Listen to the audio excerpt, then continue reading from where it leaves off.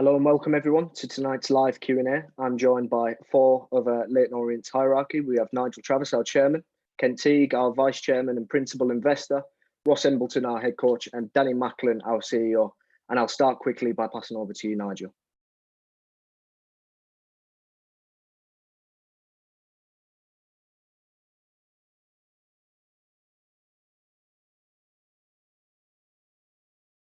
Here we go. Sorry about that. I was on mute, and welcome everyone. Thank you for joining us tonight. And I'm sure we're going to have some terrific questions. It's been an interesting week, so let me just start with that. I want to cover three things in my opening remarks, which I will try and make brief and hopefully encourage more questions because we want to hear your views and questions tonight. Firstly, it's been an excellent start to the season on the field. We've won 4 games and drawn 1. Kent was ribbing Ross before we started about he doesn't get the team fired up until the last 5 minutes. We've asked for another 5 minutes. So joking aside, good start to the season. We feel good about the squad. And Ross is on tonight to talk about that when we get to it. COVID. So obviously we've all been surrounded by the consequences of COVID since early March. It's challenged everyone. The companies I've been involved in restaurants, in retail, other concepts that you probably won't have heard of in this country, and particularly football has been a major challenge.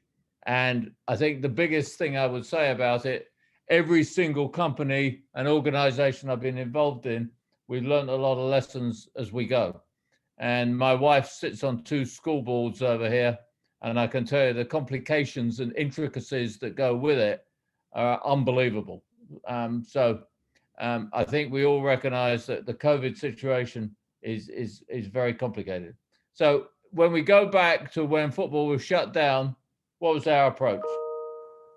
Our approach firstly was, we owe it to our fans, you, to keep you fully engaged, keep you up to date. And Luke, Dan in particular did some great work with the FIFA game. And we had other things that we did during the summer to try and make sure you were fully engaged with Leyton Orient Football Club.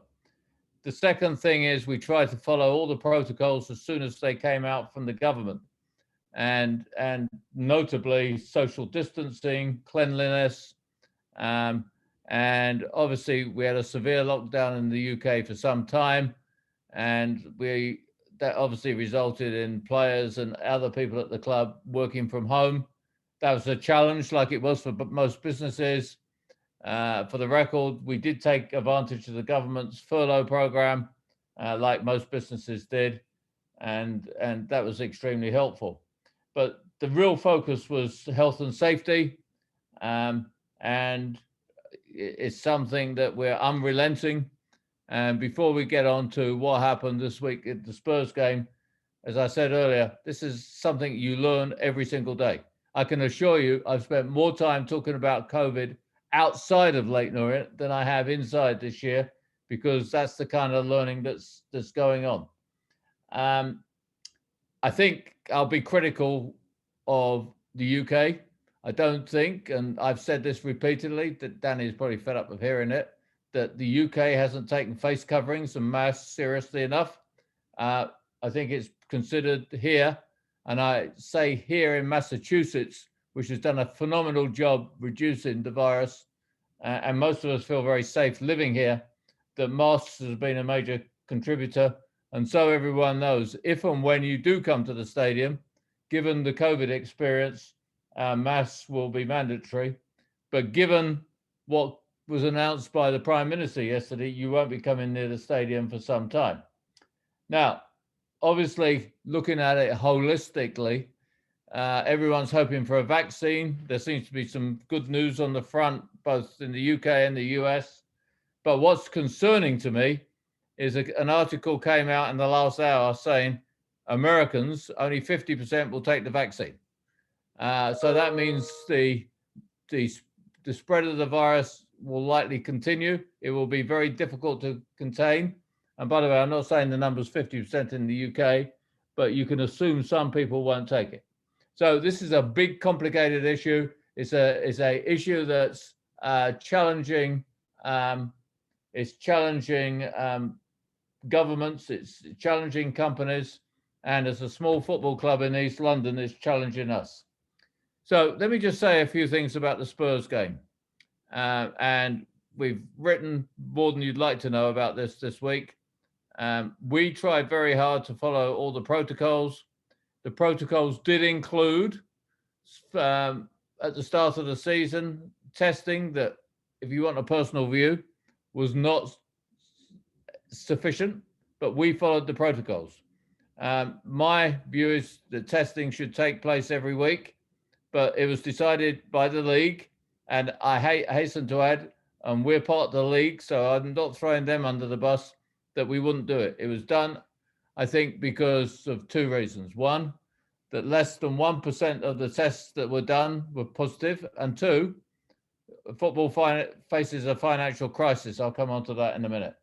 So the testing wasn't done, and I'm sure there'll be questions about this. I've spent a lot of time investigating the players who were sick last week, and I've talked to our three doctors. We don't have one, we have three, and they believe that we acted appropriately last week. We've made all those points to the Football League. There's all kinds of strange inconsistencies about what happened on Tuesday night, particularly compared with the West Ham situation.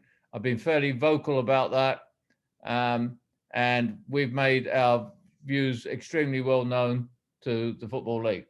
That's about as general as I can talk about that game, but we take it very seriously. And if you haven't seen the announcement, we've also concluded with the EFL that, as most of our players are self-isolating, either because they had COVID or because they were in contact with people that did have it, there is no game at Walsall this week. Last thing I wanted to cover, football's facing a crisis. We have the Minister of Sport saying this afternoon that elite sport has to look after itself. Not helpful at all. And I want to state clearly, the government have not been helpful by their total inconsistency of approach. It is something that's infuriated the leaders in our game. It's something that, as a club owner, paying money into the club to support the club has been totally counterproductive. The government should take more responsibility than they have, and I probably shouldn't say any more because I'll get myself into trouble. But you know, the lack of responsibility and the lack of consistency is mind-blowing, and people can quote me on that. Some facts for you. Last year, because of the games that weren't played, the EFL clubs lost 50 million. We're on track to lose 200 million this year. I want to say very clearly, we may have some differences with the EFL over the game against Spurs. The leadership of the EFL is fantastic. I cannot think of two better people to lead the EFL than Rick Parry and Dave Baldwin. And one more thing I'll say, when I bring the two items together, testing, if we tested every week in the EFL, would cost 12 million for the clubs as a whole. So that's just getting it kicked off. We're going to take all your questions. Dan's been told not to filter anything. So Dan, make sure that knife's not there, okay? Thank you very much, Nigel. As you've mentioned there, we've been taking your questions in today. So if you haven't managed to get yours in, if you want to post something live on our YouTube channel, we'll try our very best to get through them. And we'll make a start with the questions now. So the first one from Stephanie Stevens on Twitter, she's asked, will the club be releasing the names of those that have tested positive, and were the club confident that players were adhering to COVID rules and protocols?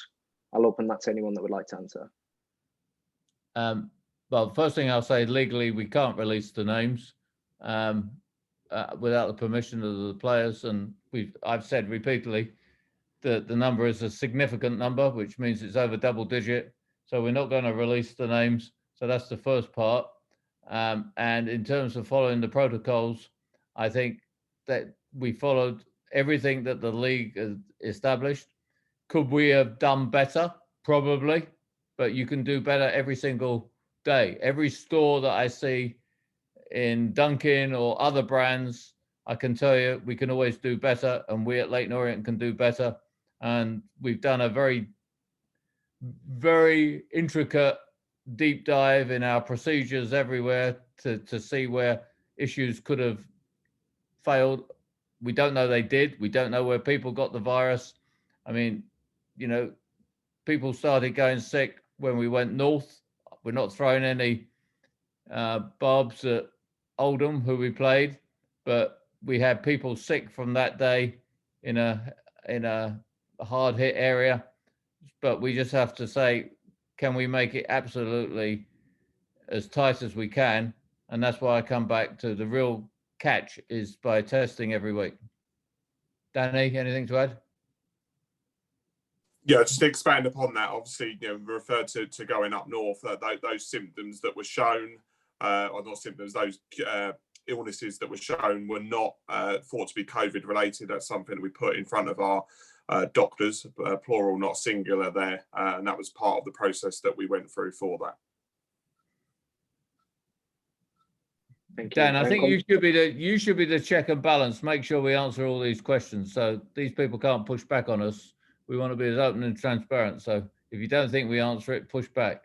Absolutely, I shall do. And going straight back into that, how often have our players been COVID tested, and does the club plan to increase testing? Danny. Yeah, so we followed the protocol in terms of the frequency of testing. So at the start of season, before we started pre-season, halfway through it, and then just prior to the commencement of competitive action, that was in line with EFL guidelines. So you might ask as fans, well, why did those guidelines change? So there was a balance between the cost of it, as Nigel alluded to, what that would cost of £12 million over a season. And there was a view taken by the EFL at the time, as cases were dropping across the country, in every pocket of the country, it was continuing to drop. And as a result, the frequency of testing was reduced. Now, in hindsight, that's something that maybe the game will look at, that was not the right decision at the right time. And it's something that we're going to look at, of increasing that frequency so that an early detection, and I think many clubs will look at what's happened here at Orient in the last week and think, right, we've got to make sure that doesn't happen to us. I think, we've probably been unlucky we've been the first, but there are elements that we're all looking at of how we can make sure this doesn't happen again to us, and lessons that can be learned for other clubs so it doesn't happen to them. I think it's worth saying we will look. So, Ross, we will look back later in the season and say, thank God it happened in September, rather than February or March. Sorry, Ross. No, not at all. Just to add on to that in a little bit more detail from what Danny's just said there with regards to the amount of tests. Obviously, players were tested and the situation has come up this week, but the staff and some of the people involved in the club have also been tested today and tomorrow. And today has been my 6th test since we returned for training. So Danny mentioned there about when we returned, the start, the middle, and just before the actual season started. But that first week, 10 days, we were hit with a test to return, a test when we returned, and then another one at the end of that first week. So there was quite a big cluster right at the beginning to make sure, I'm sure, that everybody was covered. And then, as Danny said, periodically before the season started, we underwent some more. So that just sort of clarifies a little bit more about the amount of tests that we went through. And we touched on illness there, where as we travelled north, as you've said, of course, not symptoms, but Colin Williams has asked, has the source of the COVID-19 infection been identified or pinpointed yet? I'm happy to go on that one with regards to going north. With regards to going north, I think it's important to establish that there was no illness whatsoever reported until Connor Wilkinson left the pitch on the day of the Oldham game. So it wasn't like we travelled up and someone was ill, or we got to the hotel and there was illnesses reported. Even up until the game had kicked off, no one reported any illness. It was only when Connor was brought off, and I think I stated in my post-match prep that it was post-match press that it wasn't really, Connor being brought off wasn't due to illness. But when he left the pitch, it was obviously made quite clear that that Connor was suffering with a bug of some sort. So I think it's important to establish that there was no illness reported on the way up, during, and like I say, until Connor was removed from the pitch, we wasn't aware of anybody having any sort of bug. Sorry, Dan, what was the other part of that question? Has the source been identified? And the answer is, as I said earlier, who knows? I mean, you never quite get the source of where people picked it up, and it's virtually impossible to identify. This next question is directly for you, Nigel. It's from Paul Levy. Nigel, you stated in an interview that participation in testing for EFL clubs is voluntary and encourages clubs to not test.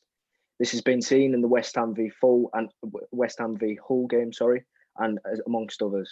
What discussions have there been with the EFL about our standing in the Carabao Cup in light of this? Well, to answer the end bit, Paul, many discussions.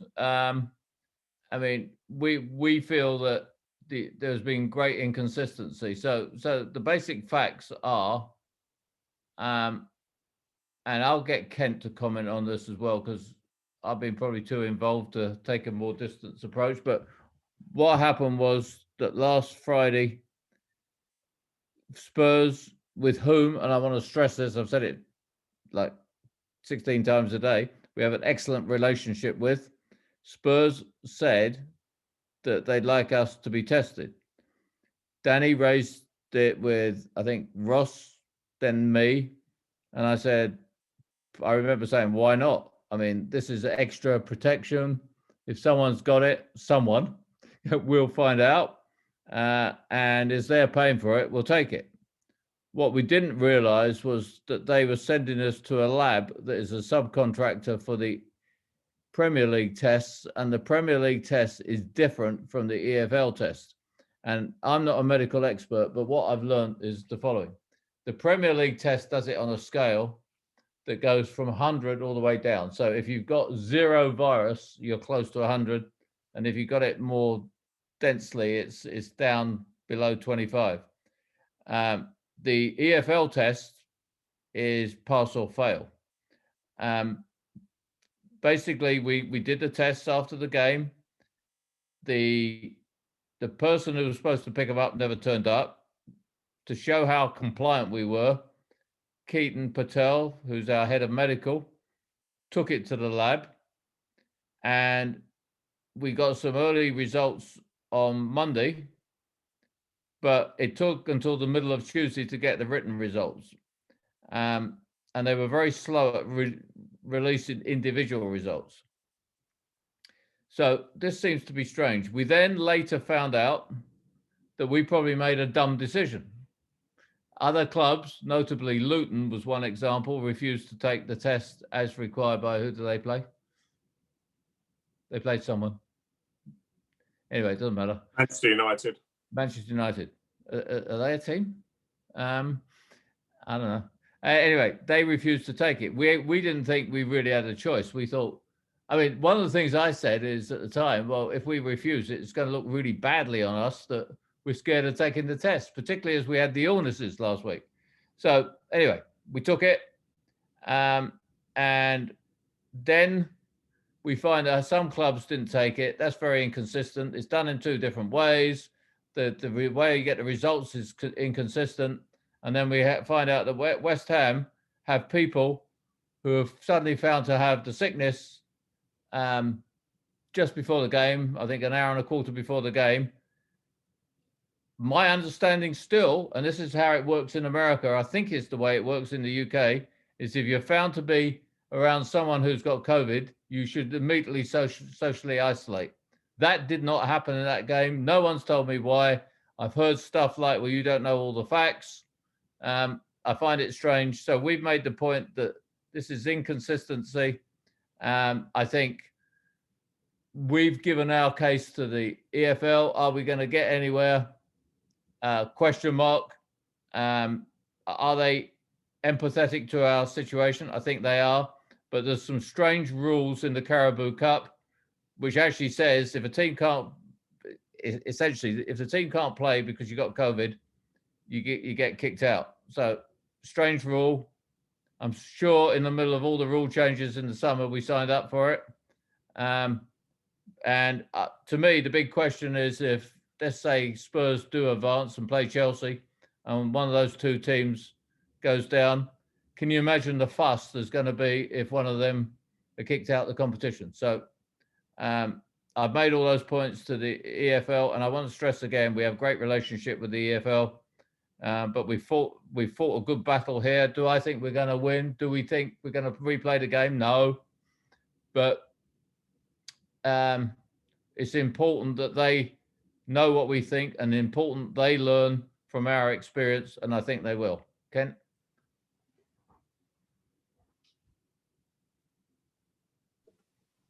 One thing I think that the fans should know is that the club has basically been running right at about 24 hours a day since we started to get the results back from the tests.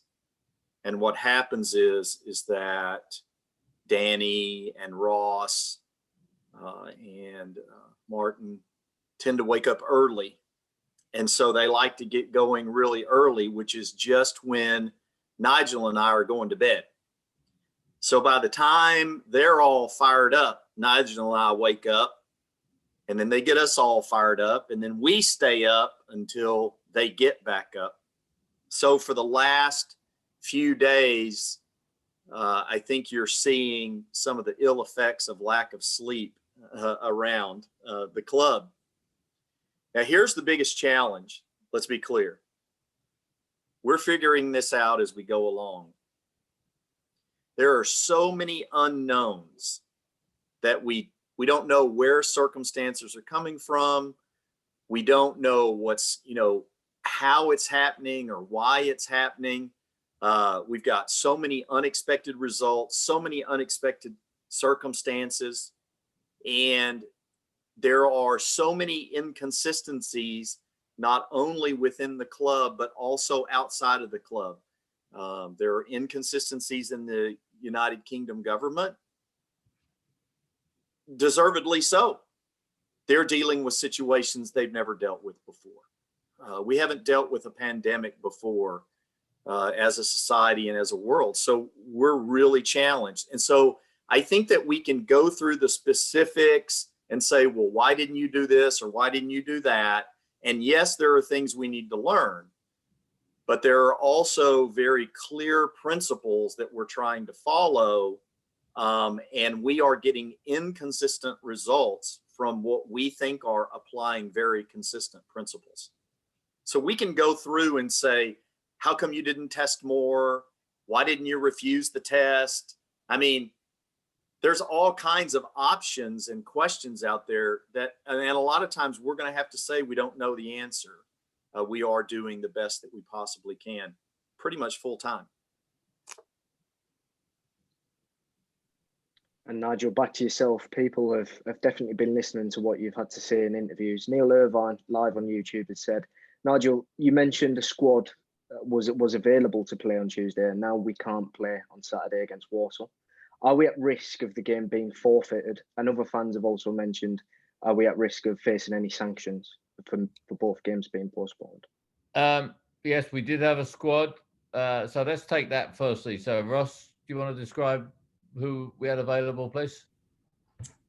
Yeah, I won't go into names because obviously Nigel touched upon data protection and obviously not revealing the players that have gone down with the illness. So what I would say, with the greatest of respect to the team that we would have put out on Tuesday night, I think we would have been extremely weakened. But however, at the same time, we were able to put a group out on the pitch that were going to be able to go and represent the club where we needed to put a game on. As I say, I think it would have been very tough for that group of people that we would have put out on the pitch. But at the same time, there was a team that could have gone and represented Leyton Orient on Tuesday night in that fixture. However, I think there was additional reasons why we weren't able to put the team on the pitch and why we weren't able to fulfil the game.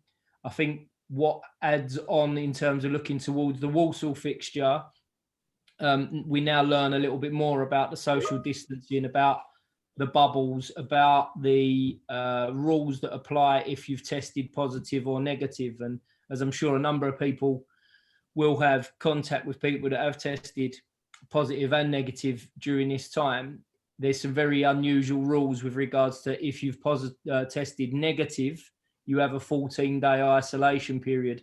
Whereas with some others, if you tested positive, you only have to go and isolate for 10 days. But what that does mean is that the whole group is in a period of isolation, which then means that we've actually got less players to choose from for this coming weekend than we did have on Tuesday night. I think following on from that, another strange circumstance that we haven't got to the bottom of is it appeared that Spurs and the referee and Sky were told that the game was off before we knew. Very strange. And our stadium was actually belatedly only closed at 3:30 in the afternoon until 10 the next morning. So we've made all these strange inconsistencies clear. So it's all very odd. And to answer the question again, do I think the EFL are going to let us play the game? I think the answer is no.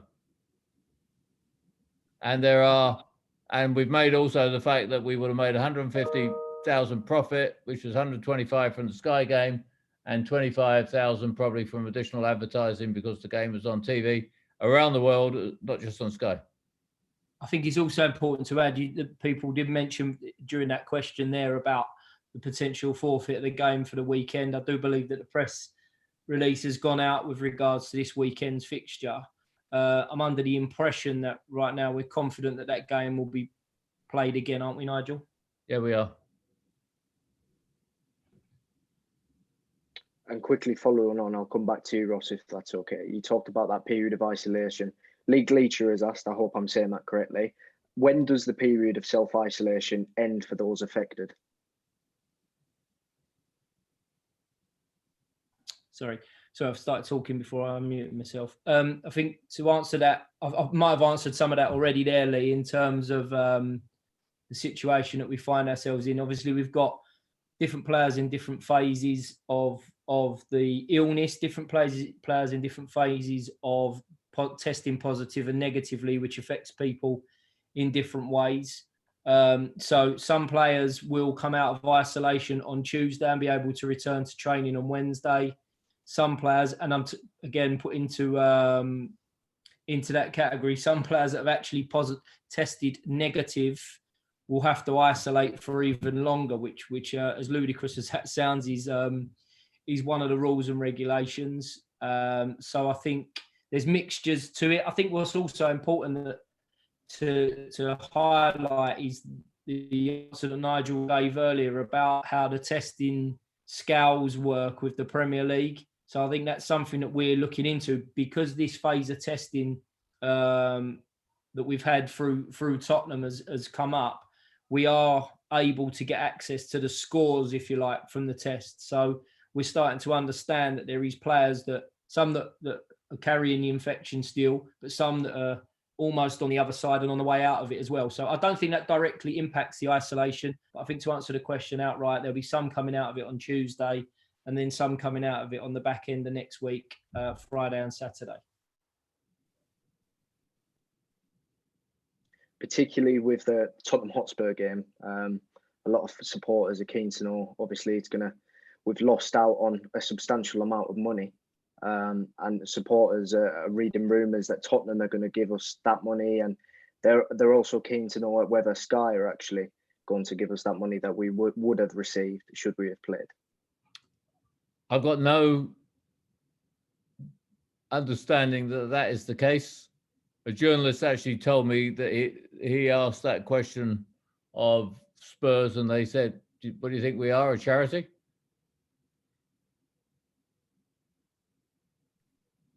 And then quickly into the next question. We discussed, obviously, the government have made announcements in recent days. Liam O'Brien is wondering, has there been any communication between the government or the EFL or the FA of any dates that fans will be able to return to sport at an elite level? That's for anyone to answer. Danny, do you want to Yeah, obviously it was disappointing, perhaps not surprising, that the test pilot events that were planned, including one at Walsall, were obviously delayed with a rise in cases. I'd love to be able to say to season card holders and fans, yeah, we're going to be back on this date with playing with fans. The reality is we don't know that.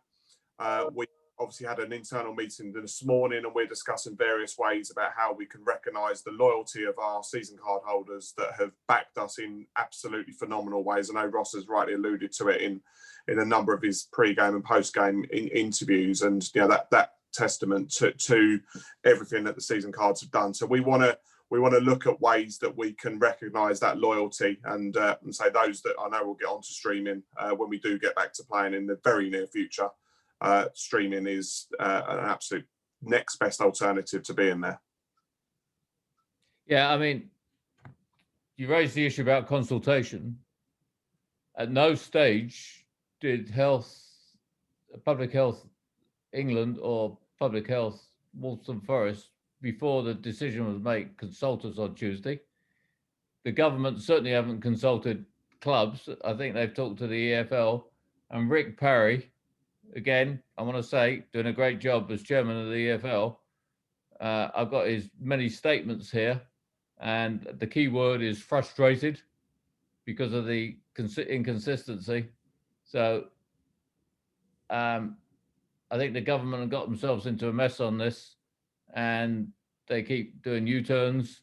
It's very frustrating as a club. And let's face it, at the end of the day, this is a business that loses money. We are pleased that there is supposedly some help coming for businesses today. And there's obviously discussions with the Premier League, but there will be, I think, sanctions, or sanctions is the wrong word, conditions attached to it from what I understand, but nothing's certain yet. So basically football's been left to get on with it and sort itself out, which is very unfortunate. This week we've seen incredible support from Tottenham Hotspur fans. It's been quite mind-blowing how supportive they've been in terms of retail and purchasing our football kits and then donating them to children at Haven's House. Danny, I just wondered if you wanted to comment on the support that's been shown there and the unity of football, if you like. Yeah, absolutely. It shows that the football family, obviously Luke and yourself, Dan, and Lucy Freeman jumped on this as soon as it started to build on social media on Tuesday.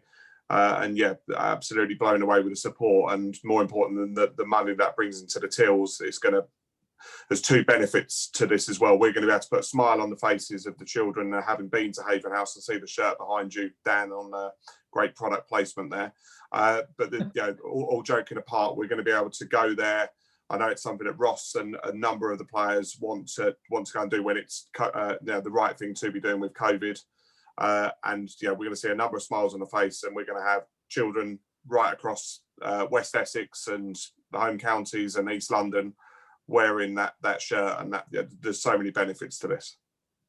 I think going back to the whole question about the tests that we discussed, the 1,000 fans as the whole of the Orient faithful, as Dave Victor says, no, I support the Miami Dolphins. Last week they played a game at home, had 15,000 fans in a stadium that holds 65,000. Because I was out on Sunday, I actually watched the game last night, and the fans were incredibly well socially distanced. It looked very safe. Tonight they're playing at the Jackson Jaguars, and I think that stadium holds about the same number, having 17,000. For the life of me, I can't understand why the government supposedly thinks that football is helpful because it's a distraction from COVID. It's a way of getting people outside. I think we can do socially distanced events very safely. Robbie Cowling, who is the chairman of Colchester, sent a note to Boris this morning. Danny forwarded it to me, and he made a very good point. How come fans can't go to a stadium, be spread out outside in the fresh air, and you can go on a plane tightly packed with 300 people? there is great inconsistency again. Danny, just to come back to you in regards to the shirt sales, of course, it's fantastic the support we've had, and the 10% fee will go to each partner on each shirt. And we also put out there that the delivery fee will be given to the GA3 Foundation. People are just asking for an update on just roughly how much we actually have done in terms of finances and sales in the last couple of days. Yeah, the last couple of days, I think we're still totaling up and it's still going in. I've just been looking at the app. As we know, we sort of look at this every 25 seconds. This week we've done around about £50,000 of sales. In a normal week, we probably would have done about 5 without a game at the stadium. And thank you to those that have purchased, and they'll be putting many smiles on many faces. And keeping it along the category of finances, if you like, a question from Steve Woodger. Clearly, the club will have lost a significant amount of money due to COVID-19 and will continue to do so for the foreseeable future. Do the club have any plans to raise extra funds, and how can supporters get involved? Okay, well, firstly, I want to say, as I always say, our fans have been incredible. The loyalty has been exceptional, and it's much appreciated. And we try very hard to be transparent and open all the time. We went into this year with a budget of a loss of £1 million. We decided that we would not treat people unfairly. I mean, many clubs did pay cuts and things like that. We decided, and we were very, I think, sensible in the way we did it. We basically looked at it every month. We had a meeting of the board. We then had, and I think this is one of the best things we did, every week we put in place a meeting of all employees, including players, which I think it's fair to say, Ross, the players really appreciate. Yeah, I think it's not, the players certainly do, staff certainly do at the training ground, but I think collectively the impact that it had on everybody across the club was fantastic. I think the one thing I think we all know, even people on the panel tonight, but supporters that are listening in as well, is the one thing is that football is a very close knit community, and I think that so many players, staff would have been having different conversations with other people from other clubs across the country, and the communication that we were receiving from the board, the hierarchy, different messages of what was going on at the club every day from all different angles was something that I think everybody appreciated immensely. And as you say there, I know the players done a specific call with yourself and Kent, Nigel, to thank you on that behalf. But I think the impression it would have had on everybody across the club was a very, very good one. So thank you. So we went in, and the latest budget was an additional 1.5 for COVID. But I think it's fair to say that we assumed that fans would start trickling back in October and will be fully back sometime early next year, which in theory could happen. I doubt it. So the 1.5 is going to go north. In other words, the losses will continue. I think what concerns me is we've got a number of investors about to come in. Are they going to be as excited as they were before last week? I mean, before the country got shut down effectively again for football with fans. So that's the question. So I think it's concerning. And by the way, we are going to be a long way away from a club that disappears. I fear that we will see a whole list of clubs really struggling unless more significant help comes. Yes, we welcome the proposed package from the Premier League, which is rumoured to be, I think, 200 million, right, Danny? You then get into how's that split up, but I think we should be concerned about the future of football. National League appears not to be going to start. Thank God we got out of the National League. I mean, when we look back and it's tough times now, think how bad it must be for clubs like Notts County, who have got to face another year in the National League and probably not going to play games. I mean, Danny and I were talking, is the FA Cup actually going to get to our level? I mean, this is all the questions that are going on. So I don't want to sugarcoat. I'd say that the situation's grim. And we're looking for the government, which they're clearly not going to do, or the Premier League to help. But we at Leyton Orient, I think, will be one of the last to disappear if we do. But I think that brings us back to the question, what can fans do to help? So I'm going to pass to Danny, who's usually a great source of creativity. Yeah, we've got a couple of schemes that we were on the verge of launching, but at the start of this week, so obviously we delayed that one. But very, very soon we've got 2 new schemes. I won't reveal any more of that, but further ways that fans can become more connected with the club, become more connected with our academy. I won't say any more than that, but yeah, we're excited about what we'll soon be able to launch. So Danny, I think we always try and be very honest. So I think the fans have been extremely generous and supportive in signing up, and we've got, nearly 3,500 season cards sold. Yeah. I think the biggest thing that the fans can do is try and stick with us. We fought very hard, extremely hard, to get free home and away game streaming. We lost that battle, but I fought a rearguard action and managed to get a review after 2 months. Correct. So I think one of the jobs that you and I haven't discussed is we need to start putting together a paper to campaign for that. Clubs saw that as us kind of taking their revenue because it's a home game. Our argument in return was, well, we've got what we believe is a first-class streaming service. And by the way, I just want to say, for those who criticize the streaming service, when I was watching the Miami Dolphins game last night, CBS lost transmission for 20 minutes. It was actually heartening to see one of the world's great broadcasters have some of the problems that have existed with streaming. So, but I think the biggest thing fans can do is try and stick with us. We're trying to do everything we can to give you value for money. Ken, anything to add?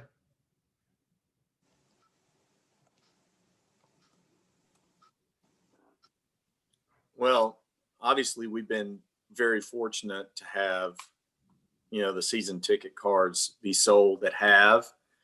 I think that always there are ways for the fans to help us. I think buying the shirts, like have been done over the last 48 hours by Spurs fans, and I'm sure by some Leyton Orient fans. It's interesting because, it's always a challenge of understanding how can you set a budget and then lose more money than you set in the budget. And I think the biggest challenge that we have is that when we don't have a match where fans attend, we lose things like drinks, pre-game, post-game, and it is shown in the conversation that's happening at the national level that it's not only us that are going to lose additional money, it's also companies and businesses up and down the high road, and a number of businesses that encircle our stadium and other stadiums around the country. So, it is challenging. We are probably going to lose more money than we expected because we don't have the chance to generate the revenue that we thought we were going to generate. And I think that's where the loss is coming from. And we would love it if we could have our fans be a part of the pilots. We would love that. And we were asked and we tried, and we simply couldn't do it from a safety perspective, is my understanding. And we wanted to make sure that the fans were safe, that we really understood all of the situations that we might put a fan in, and we didn't want to put them at risk. And we had a very short time window in which to get this figured out and make it a reality. So Those are kind of some of the thoughts that I'm having as we're going along. And by the way, we should ask our fans, because this is a partnership. And as I said to journalists today, we may own the club, but we own it on behalf of a community that would have been devastated if Leyton Orient Football Club had gone away. So if you've got ideas, please send them in. 100%.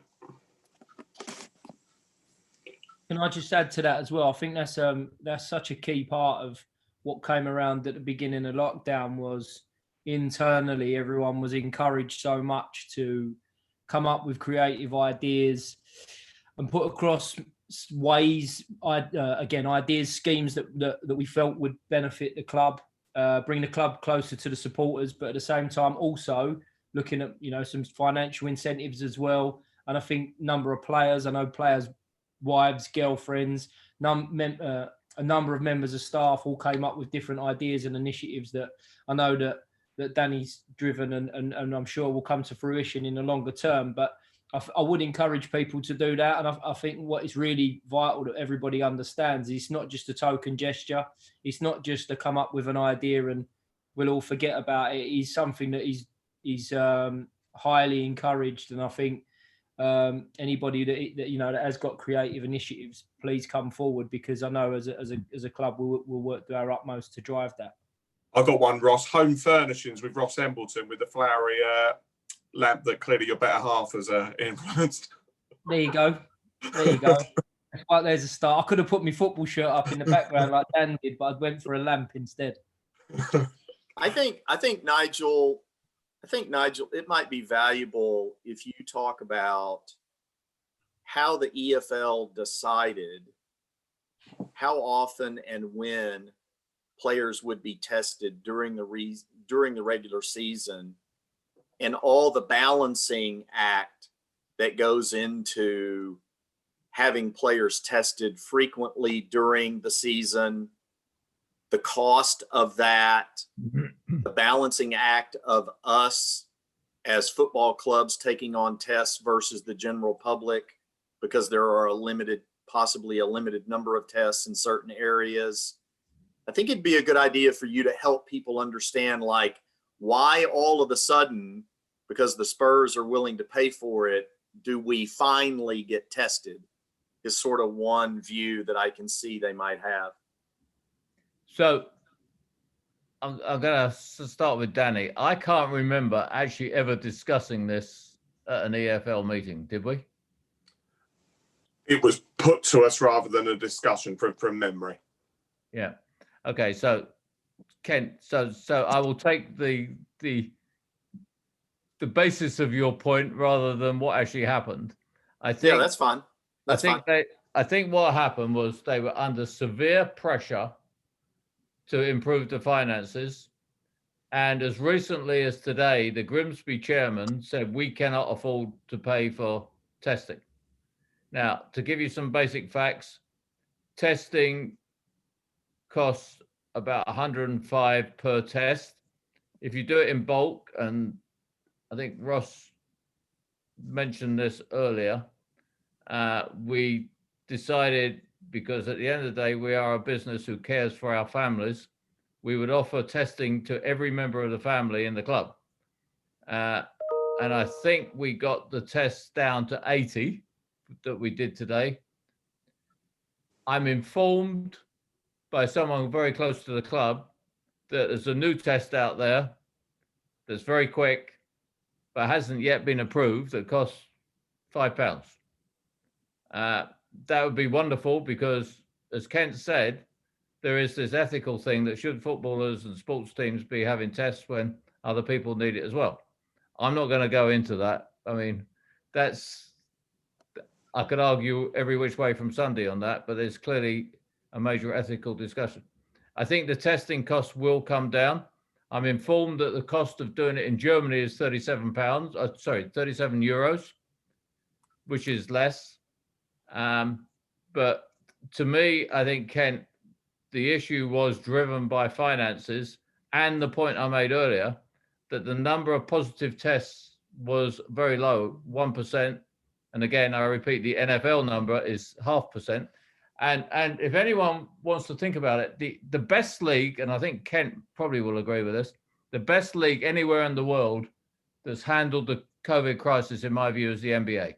They shut down firmly and clearly and very decisively. And secondly, they've played in a total bubble. And the action's been very exciting. They've been in a bubble for probably now 3 months, but that is not feasible for the EFL. But that is the only way of being totally secure. I come back and I think my conclusion with the benefit of hindsight is we need testing every week. And ideally, there should be pressure to get good, reliable, effective tests out at a much lower cost. Yeah, I think that part of it is that there's a balance between consistency of testing and reliability on the players, the staff, the coaches. So in some ways, I can understand where it's a really balanced approach to say, we're only going to test when someone has symptoms. And of course, then you have to counterbalance that against most 18 to 24-year-olds may be asymptomatic, even when they have a full load of the virus. It's a very difficult and challenging question to answer around just something as simple as how often should this group of people be tested, because there are so many complicated answers and there's so much balance between so many different factors in so many different areas. So it's very difficult to achieve a balance. And then you get an inconsistent set of results like we've done with West Ham, Leyton Orient, some being tested, some not being tested. It's a huge challenge. There's no doubt about it. Sorry, Dan. I'll let you go back to asking the questions. Sorry, I like to ask Nigel questions. Just, it's fun for me. It's all good though. That's why I like it. Hey, Nigel, do you want me to ask maybe Ross some questions? I got some for Ross if you want me to. No, let Dan do it. But I just want to say one thing. We had a meeting yesterday with all the doctors, and one of them works in ICU in a hospital, and he said this is the most complex virus imaginable. There are so many variations of it, and I think that's the point you're making. It's very complicated. And by the way, we should not be the people talking about it because we don't really know what we're talking about. Back to you, Dan. Thank you. Before we go any further, I think it's worth noting that in the comments, plenty of people are thanking us for putting this on and appreciative that the four of you have spoke so clearly to the supporters. So I thought I'd mention that before moving any forward. And for yourself, Nigel, and again, Ken, I think you touched on it slightly there. I saw a question earlier, and I'm sorry I didn't note down the name of who asked it, but they're wondering, what have you learned whilst living in America? Have you learned anything from US sport or US politics that you've been able to implement then into Leyton Orient? Ken. Oh my gosh. I'm going to get a drink while you think. Well, I actually wake up every day with the intention of learning. Unlike when I was our players' ages, even maybe up to Joby, I thought I had it all figured out and I knew everything. What I've learned is I don't know much of anything, to be honest. And so, what have we learned? We've learned a lot in America, and we've learned a lot in the world about the virus, how it spreads, the importance of masks, the importance of social distancing, the importance of washing your hands. We've also learned a lot about how difficult it is to keep people disciplined in wearing their masks, being social distanced, washing their hands, and doing all of those things.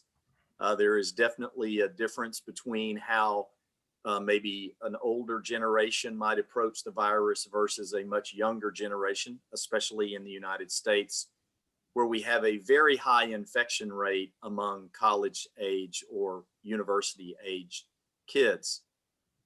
So what happens is at Leyton Orient is that we all bring that learning to Leyton Orient in order to try to make our experience at Leyton Orient better, not only for ourselves, but primarily for the fans, the staff, the coaches, and the players. And for me to try to list off all the things we've learned or we think we have learned, the list is actually too long for me to personally list. And what's even amazing is that there are still a lot of unknowns that we have about the virus and how it's going to work from a testing perspective, how it's going to work from a vaccine perspective, and all of that. So we've still got a lot to learn. I tell you, the one thing that I have learned about the virus, having now known people who have it in the United States and also in the United Kingdom, it's better if you don't have it than if you have it. That's one thing I've learned. So I've touched on some of it earlier. I want to focus on masks, and I was very frustrated by what happened in the UK. At my golf club, they sent out an announcement saying you can, this is the UK golf club, Ashridge, which is in Hertfordshire, you can come now, have meals at the club. So I wrote to my brother who's on a committee, and I said, there's nothing about masks. Now, in America, here in Massachusetts, you go to a restaurant, you wear a mask, going down the street, going into the restaurant.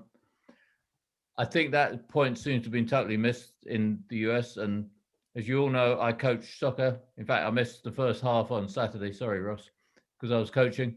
And my girls team, 13, 14-year-olds, and I know there's got some banter on the forum, they play wearing masks. The coaches, me, play wearing masks. My wife assures me they can hear me the other side of the field, so that's a good thing. The game was 95% normal. They'd have no throw-ins because one of the things with this is infection gets onto balls. They have what's called kick-ins. But I was pleased. Kids were playing the game that we love. They were running around, enjoying themselves, and it was a great game, ended 1-1. 1-1 to me is the perfect score in a game of football. So I think that's the learning. I think social distancing can take place in stadiums. And I think one of the things we've all become statistical masters of studying the numbers every day. And here we do it town by town. Again, back on my girls' soccer team, last night, the game against the local town was called off because they're in a red zone. They then went from a red zone to a yellow zone within like an hour. The game was back on.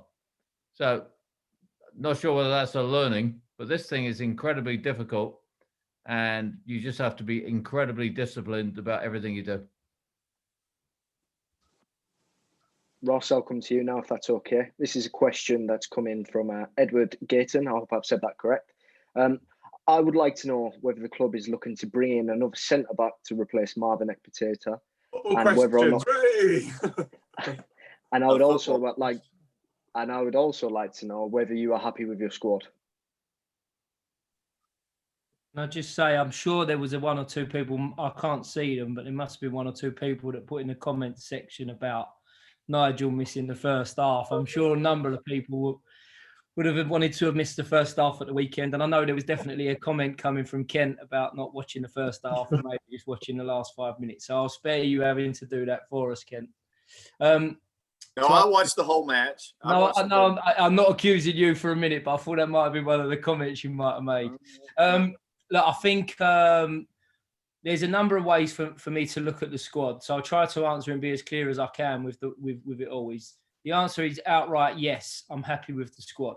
And I think the important thing to me to establish to everybody is that from the end of lockdown, knowing what the turnaround was going to look like, barring one or two. When I say barring one or two, I talk about the recruitment of Cisse. I talk about whether or not we were going to keep Marv, and ultimately whether or not we were going to keep Ruel.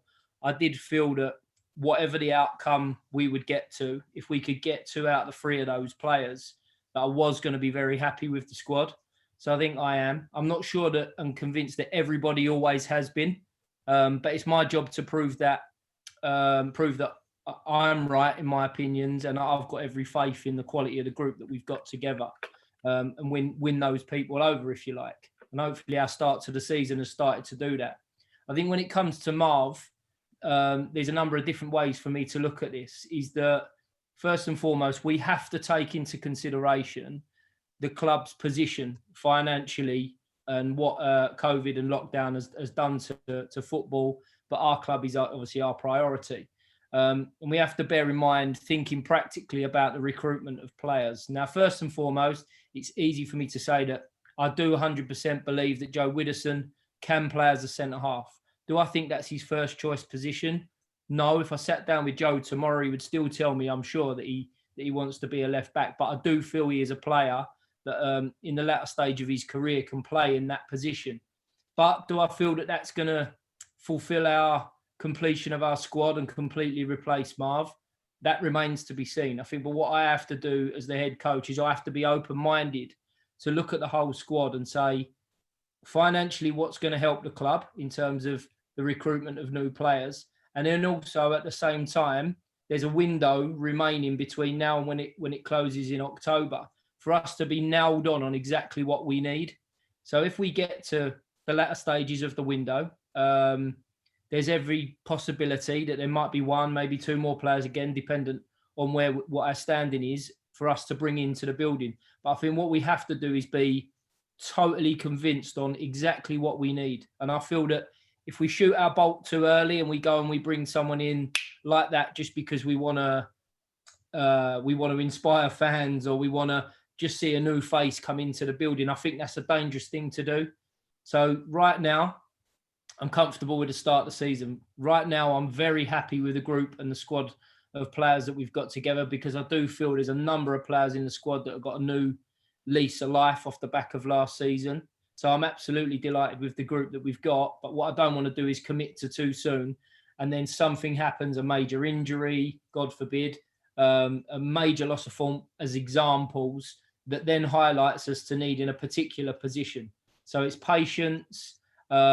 It's an eye on a number of different things. I don't think it's any reason to keep it a secret, but we were due to have a transfer committee call, which I think is out there in the public anyway, that we have that at this club. That was due to happen this week, but I'm sure everyone can understand for obvious reasons that that's been postponed to early next week, where I can relay my ideas on the squad, my opinions on incomings, outgoings of players to the board, and we can start to clarify our position. So I'm not sure if I can be any straighter than that in terms of the information I can give on the squad and like I say, the replacement, if you like, of Marv, which I know is a common question.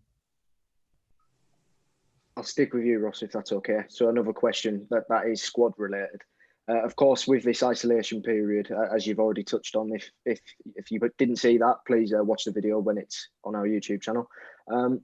For those that are isolating, there's obviously going to be some effect on their fitness. What is and what will be done to keep that as little as possible?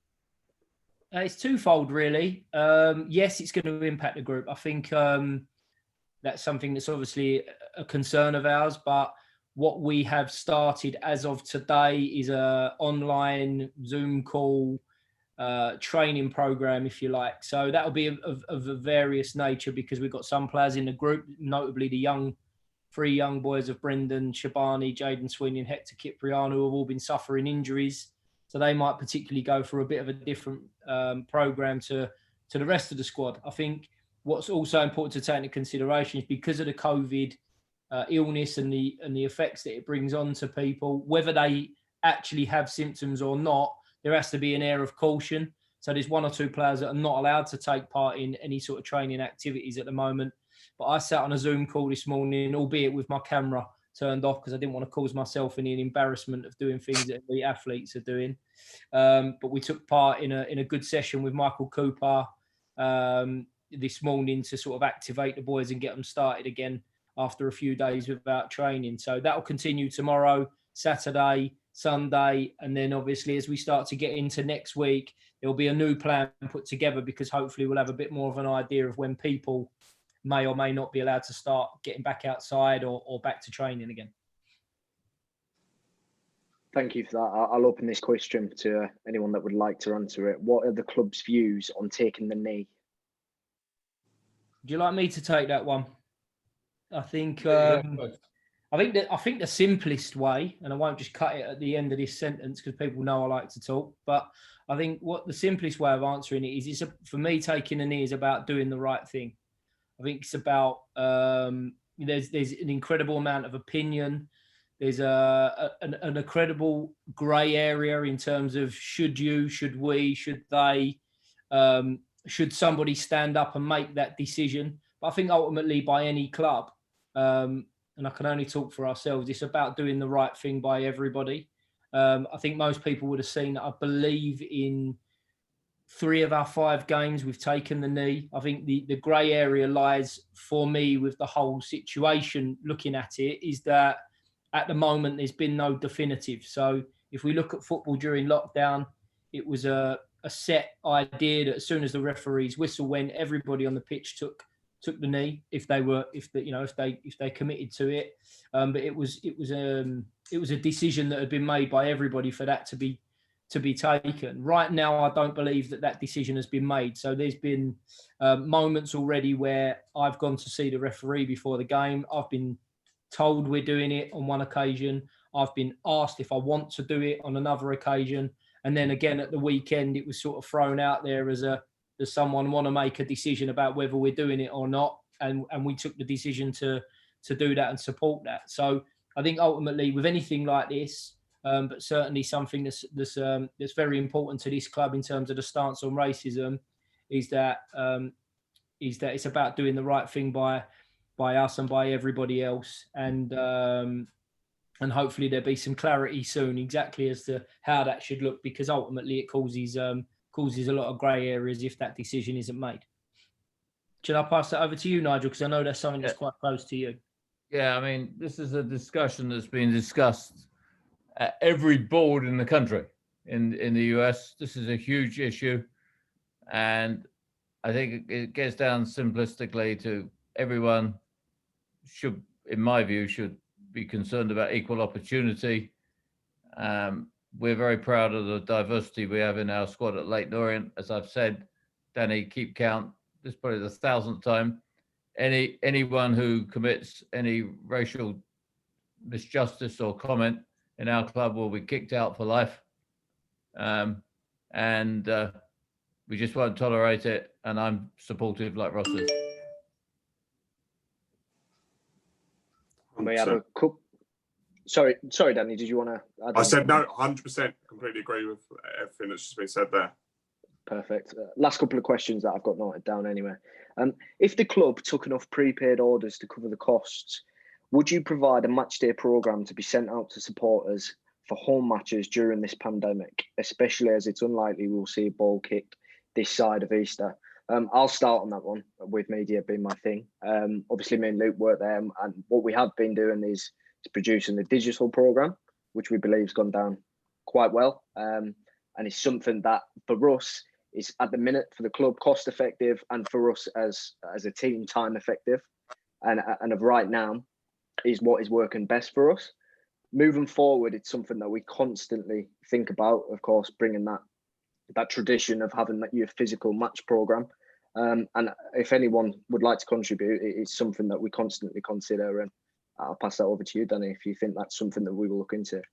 Yeah, and applaud Luke and yourself for that, Dan. The digital program, I think, is a fantastic addition.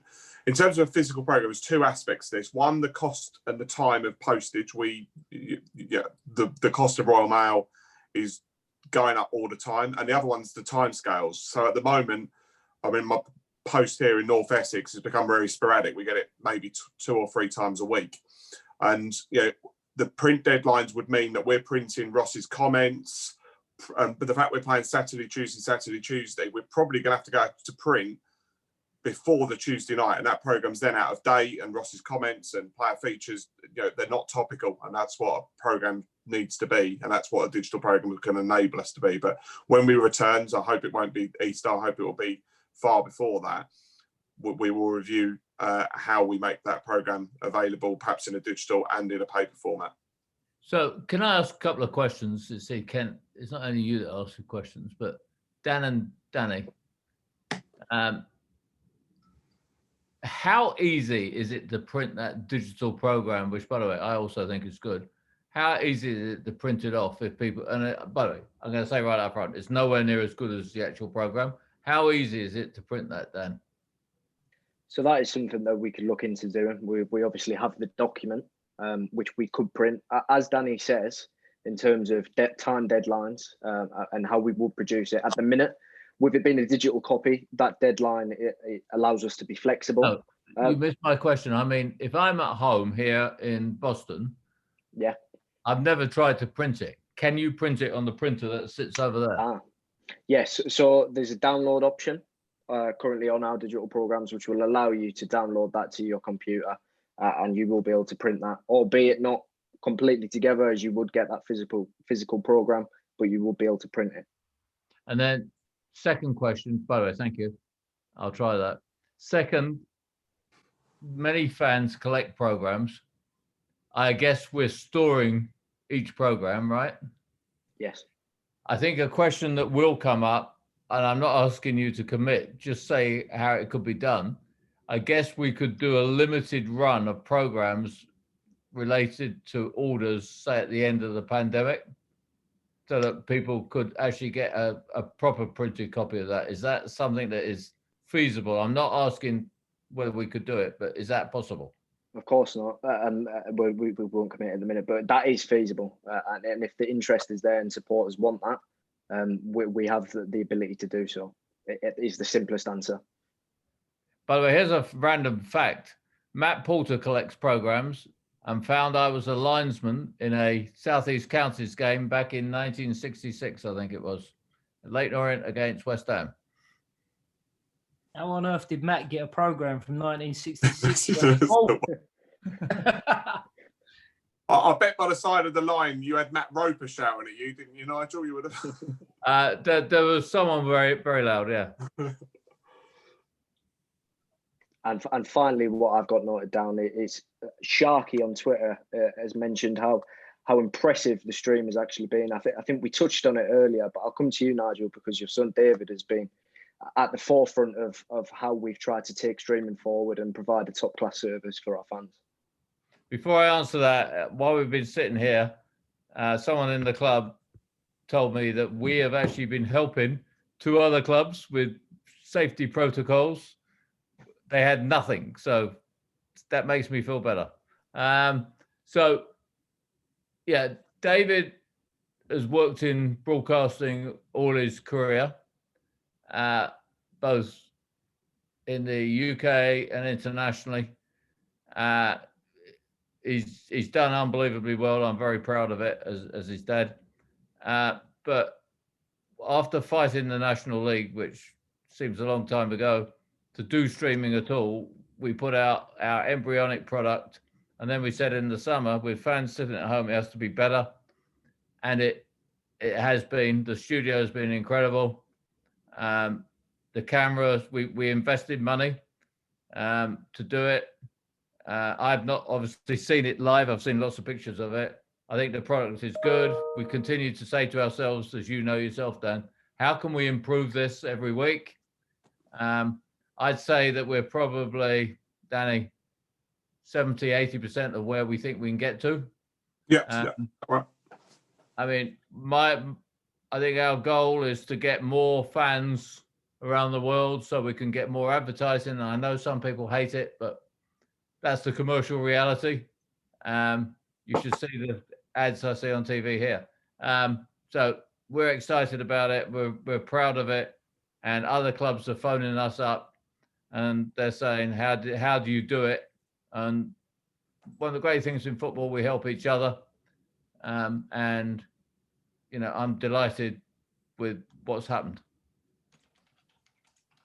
Can I just add to that as well? I think it's been mentioned before about the intense work that went on with the streaming during the National League years, and I think we're certainly seeing the positive outcome and the end and the back end of that real hard work and battles that everybody had. And when I say battles, I don't just mean battles with chairman and boards at other clubs and access to filming appropriately. I mean, even just internally, with the number of different conversations that went on about how we best film it, how we make sure that it's a good product for people to watch, and then how we put that across before it got anywhere near the quality that it is now. I think the other side of it as well, that's been a massive thing for me, albeit only in a short period of time, is the education that it will give to our players and staff within the club as well. When you look at Lewis Spencer, Hector Cipriano, obviously Martin goes on that streaming, obviously at a different stage of his career altogether. But I think the experience that it gives our young players and our staff of sitting in front of that streaming program is something that I don't think any of us considered. But trying to introduce, as I say, Hector and Lewis into it at the early stages of the season in order to make sure that fans and people that are viewing it get a bit of a different experience to listening to different people's opinions, also gives a great grounding to a media exposure for different people within the club. So I think it's grown already even more into something else outside of just, when I say just, I don't mean it like that, but outside of just what we all see, and that's, being able to watch the game. I think it was interesting watching Hector, who did really well. How old's Hector? 19? Yeah, 19. It must help his thinking about the game, because he's been asked to comment, and he did it both diplomatically because he's talking about his colleagues, but for him to have to analyze it live with some pressure on must help his thinking. I think that's an interesting point. I'd never thought about that, Ross. Yeah, incredibly so. And even, even just the little bits after the game, it's a different angle for all of us, I mean, most of my post-match press is done on the side of the pitch, but for Jobs, it's a walk in the park. But for Joe Widdowson to go upstairs and sit in front of those cameras, it's a different experience for everybody. So I think as much as it must be great to sit on the other side of the camera and experience it and see it, I think it's adding another string to our bow as a club in order to to give something to us internally as well. Thank you for that. I'm conscious of time, so I wonder, would anyone like to give us a closing message or deliver anything else to the fans? I'll leave Kent to do it for once.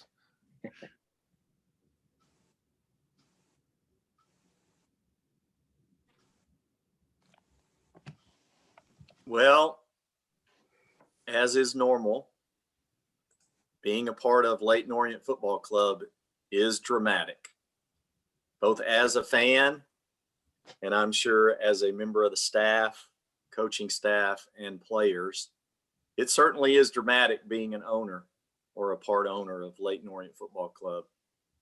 But what I want you to most know as fans is that we really do appreciate everything that you do on our behalf, all of the time that you take to pay attention to what we're doing, giving us comments, reminding us of the things that are important. We really do appreciate that. And again, it's just really simply down to up the O's.